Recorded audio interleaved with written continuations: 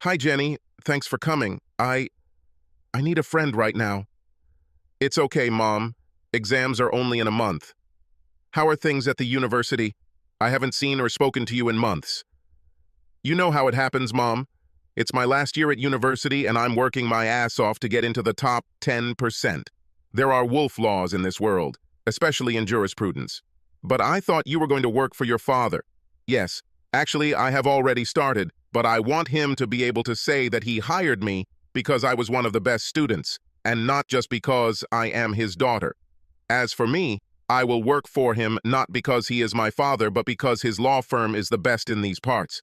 I know I won't get any special treatment from him. On the contrary, I expect to be given the crappiest job, something equivalent to cleaning a pigsty only for lawyers. There was silence between the two women before the older one broke it with a snort. And yet, will it kill you if you call once a week? Jenny looked at her mother for a long time before answering. Perhaps, but, well, we were never what I would call close, Mom, were we? Be honest. No, Margaret sighed. You have always been Daddy's girl. Jenny flinched at her mother's soft, accusatory tone. Don't you dare try to blame the lack of our closeness on me, Mom.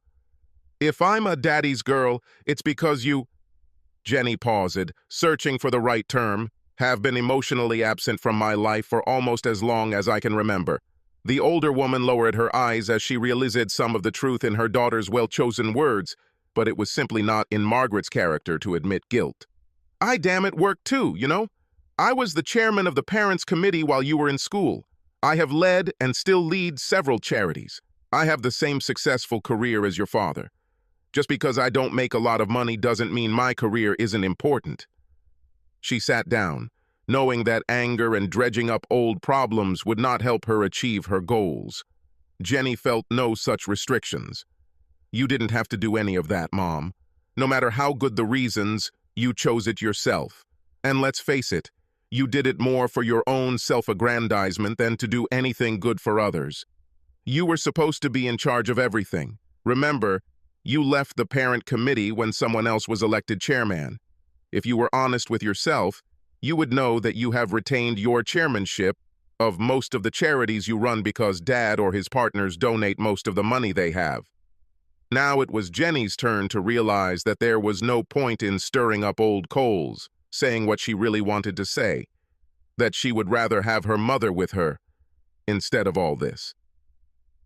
What was the point in telling my mother that? Did she spend most of her childhood feeling like just another annoying detail for her mother to organize? She had never listened before. Express bitter the truth may have been a pointless exercise, but she couldn't stand by and listen to her father being criticized. Sorry, Mom, but it's true. It was my dad who went with me to all my sports activities after school. It was Dad who I could talk to when I needed a shoulder to lean on. Dad, who helped with homework and taught me to ride a bike and drive a car. It was Dad in everything. You just weren't there, physically or emotionally. You were, how can I describe it? Distant, unavailable. No, it's not fair, Jenny. I'm warm. Ask anyone.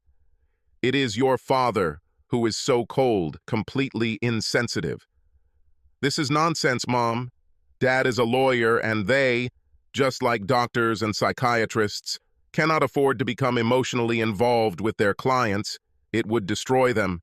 He still experiences all the feelings that a well-adjusted person experiences, but he must control them, hide them. You must learn early in your training to separate emotions and actions.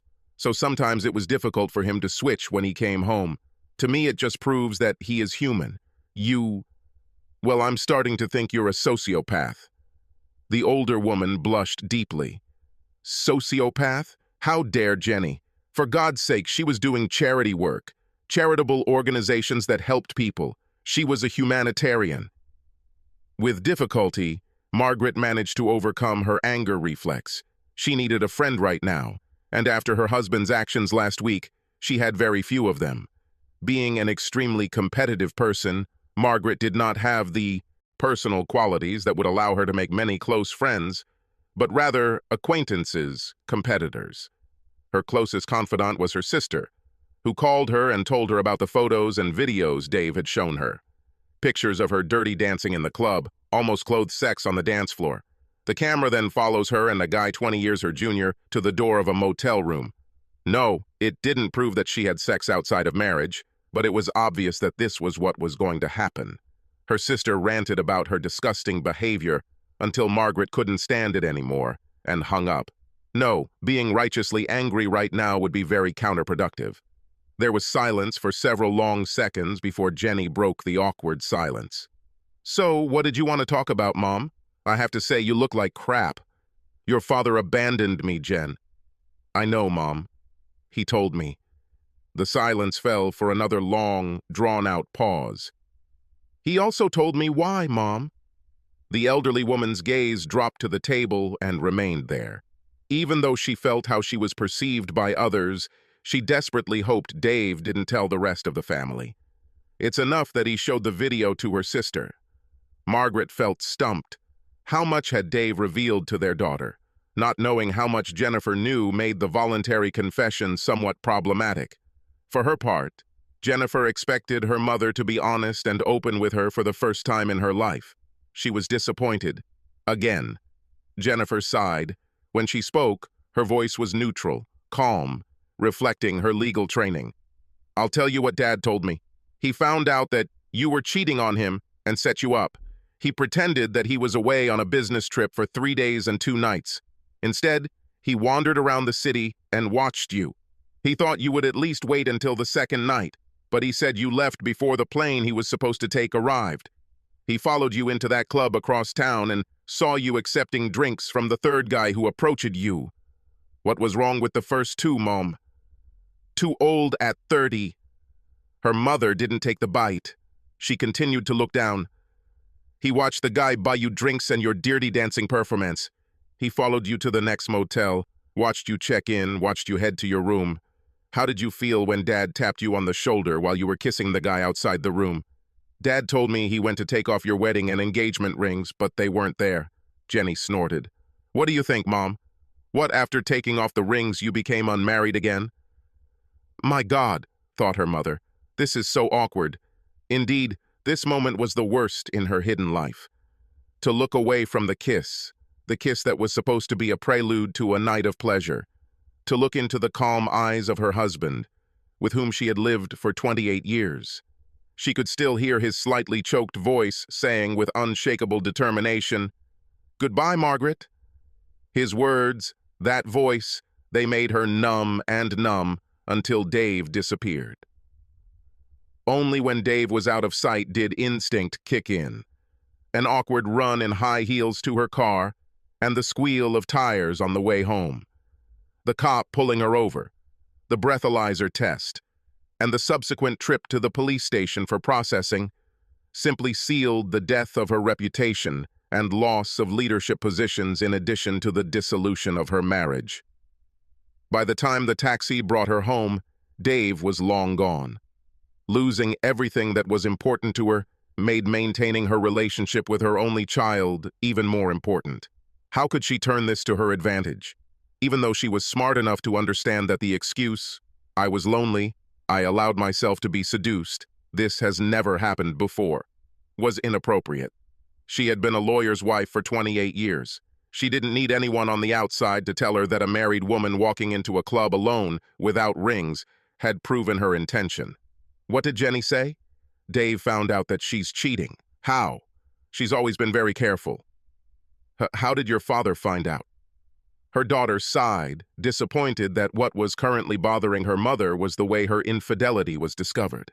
Perhaps foolishly, she was hoping for some remorse for her actions from the woman who gave birth to her. "Do you remember that 2-day trip that Dad took about a month ago?" He came home and went to the toilet in the bathroom. Under the toilet seat, where only the guy would see, someone stuck a note. The note said he picked up what he thought was a lonely woman. Well, she wasn't wearing any rings, and escorted her to her home for a fun night. In the morning, he realized that a man, probably his husband, was obviously also living in the room.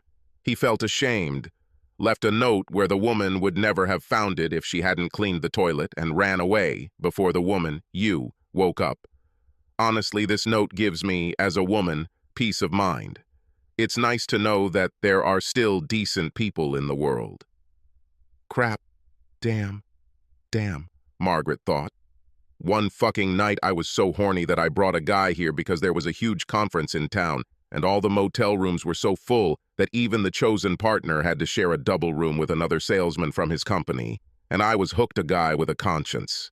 How can I spin this? You know, mother. Jennifer's use of the word mother instead of mama made Margaret wince in anticipation of what was to follow. I can't help but think that you've been doing this for years. I remember from about the time I was 6, every time Dad left town on business, you sent me to Grandma. Have you really been cheating on your dad for so long? You call him an insensitive bastard, but he must really love you if he hasn't noticed it all these years. Only love can make someone so blind. Margaret's gaze fell to the floor and stayed there. Her inability to deny anything was deafening. How could she fix this situation? None of the family and friends she and Dave had answered her calls. She was called to 2 urgent meetings at organizations where she volunteered later that week. It's not hard to guess what all this means. Then there was the prenuptial agreement she and Dave signed, devastating the partner who cheated. Of course, she would not be completely destitute, but her comfortable existence would be a thing of the past. The certified letter to vacate my home just arrived today. She needed a friend. She needed support, now more than ever. Various plans of attack, words of justification flashed through her head. None stood up to even the most superficial scrutiny. But he had to be. After all, Jennifer was her own flesh and blood. Of course, she didn't breastfeed her. Was it really that bad that she didn't want her breasts to sag and lose their fullness like her sisters? Was it really that bad to want them to stay cocky for as long as possible? Plus, she held the bottle most of the time. Mother, you have been served. With a neutral expression on her face, Jennifer Brown stood up, calmly unbuttoned her jacket, and pulled out a manila envelope. For a split second, Margaret wondered how she could have missed the extra bulk on her daughter's usually slender figure. Jennifer was in no hurry. Her movements were slow and deliberate. She kept looking at her mother. She placed the folder on the table in front of her mother. Jennifer's movements quickened, as if she was afraid of missing the moment. She pulled her phone out of her purse and quickly snapped a photo of the shocked woman across from her. Then she